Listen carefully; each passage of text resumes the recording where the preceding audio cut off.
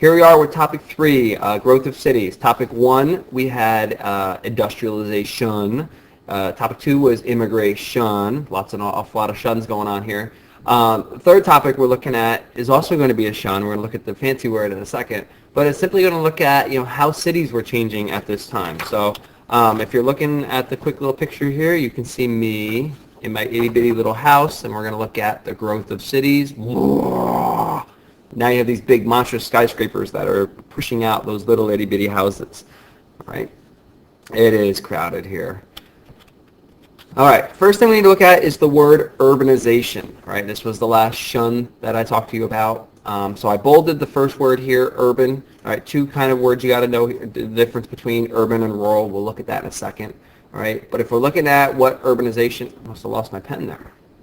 All right, so if we're looking at, kind of what causes urbanization, it's going to be right here. It's going to be industrialization. Those two zations kind of go together, so maybe I can draw a line connecting the two. Right, one feeds off of the other. Industries need the big cities with the workers and the transportation, and then the cities need the businesses that come in order for them to continue to grow. Right, so we're going to look at how cities, I went a little too fast there, sorry. New technologies, we talked about that in industrialization chapter or topic. We had steel, we had railroads, we had oil. We're going to look at how cities go from this in the colonial period, don't mind my drawing still up, to this in the major cities. Right, so you can see it's a very, very big change. Right, lots of stuff going on. Right, so why do industries pick cities? Right, well, it's simple. That's where the transportation is. Railroads connect the major cities. Businesses want railroads, all right, in order to transport their goods. This is an important one. Okay, the labor force, the immigrants. Remember, they came in and took the jobs that nobody else wanted. But we also had African Americans who are trying to escape the Jim Crow laws and segregation in the South, so they're going to come up. And then farmers realize that there's more opportunity in the cities, so they're going to leave the country and come to the cities as well. All right. We talked in topic 2 about how immigrants took the dangerous, low-paying jobs. Right. They came to the United States with nothing, so they were willing to work for low wages, and that's going to cause an awful lot of problems between native-born Americans and the new immigrants coming in.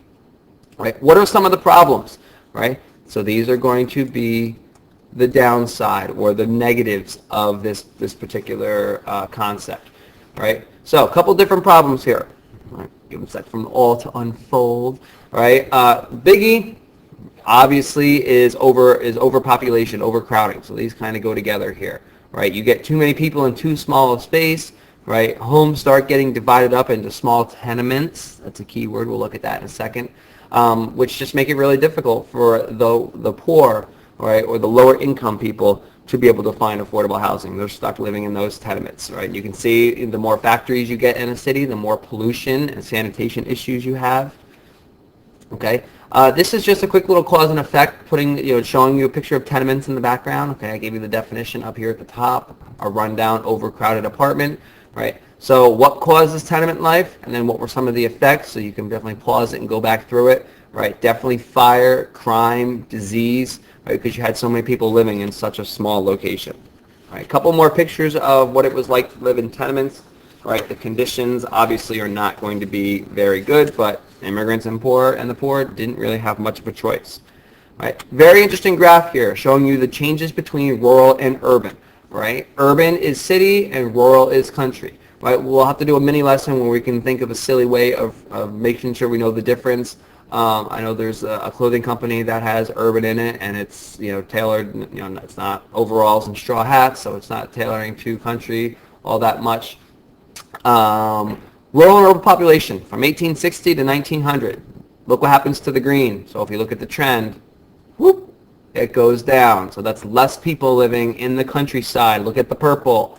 The general trend is it goes up. So that means more people living in the cities. So the generalization we can get from this graph, people are moving to the cities. And why are they moving to the cities? Because that's where the jobs are. Okay, skyscrapers. We're looking at cities growing, right? Cities start to run out of room, building on in that specific location. So they run out of options. They have no choice but to go up. All right, it's kind of like my classroom. When you look around, I don't have enough room, so I just start building up. I start putting stuff on top of file cabinets, on top of the wardrobe in the back. right? And it's the two inventions that trigger skyscrapers. Elevators, can you imagine climbing the steps of the Empire State Building?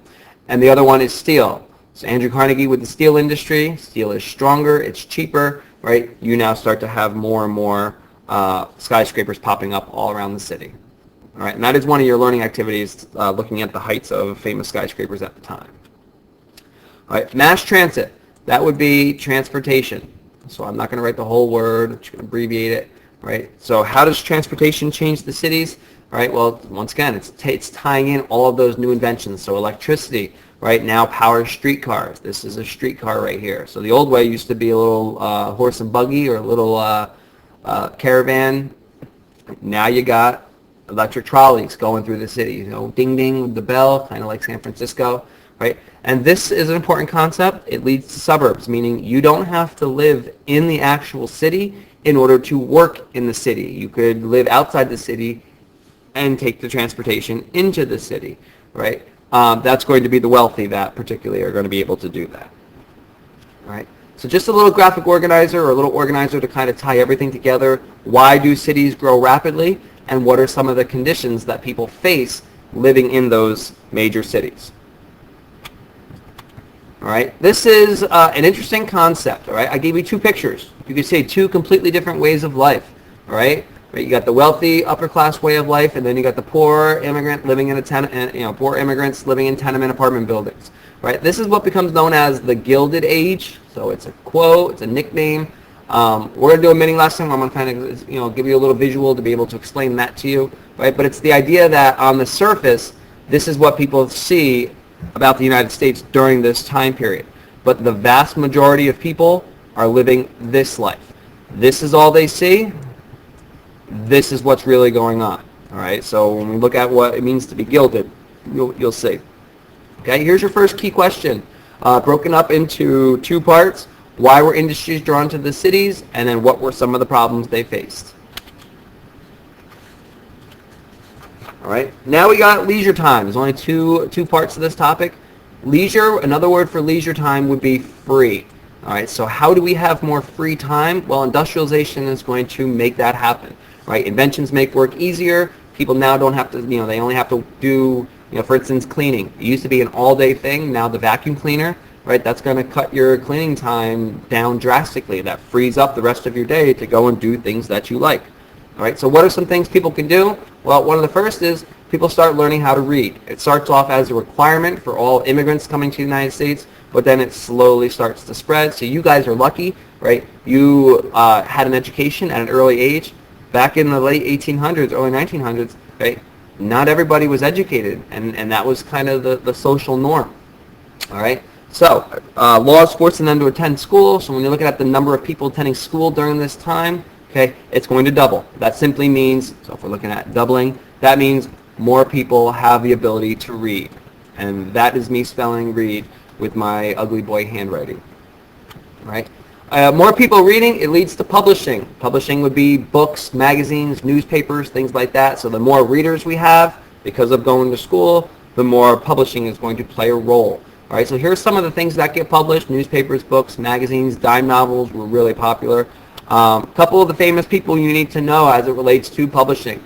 Joseph Pulitzer, so those of you looking at getting into journalism, okay, the Pulitzer Prize, okay, named after him. These two guys and William Randolph Hearst, they were competitors. They both had rival newspapers, and they were competing to sell the most amount of newspapers. This guy, you're going to hear us talk about him again when we do the Spanish-American War. Right? And the last little section here is a new kind of society. So looking at how life is, really starting to change. You start getting department stores, right? Macy's, JCPenney. Okay, they don't start off as the stores that we know them today. They started off at, still as department stores, but they were selling a lot more than what they actually sell today. They started popping up in the major cities. Right, you started to get amusement parks, Coney Island during this time. Any of you that have ever been to Coney Island, right? But once again, it ties back to all that leisure time, that free time that people have. How are they going to spend it? Well, now they can go shopping, they can go to amusement parks, they can go to watch vaudeville shows, things like that. All right. So I just put a quick little video slide or picture slide here How do people spend their time? Right, you can see all the different ways, right? Sports become popular. There's a vaudeville show, right? Buffalo Bills, so tying in last topic, Buffalo Bills Wild West show starts traveling around. There's Coney Island, right? And here is your last topic, key question. What caused education and publishing to expand, and how did Americans spend their free time in the late 1800s? Okay, go back if you need to.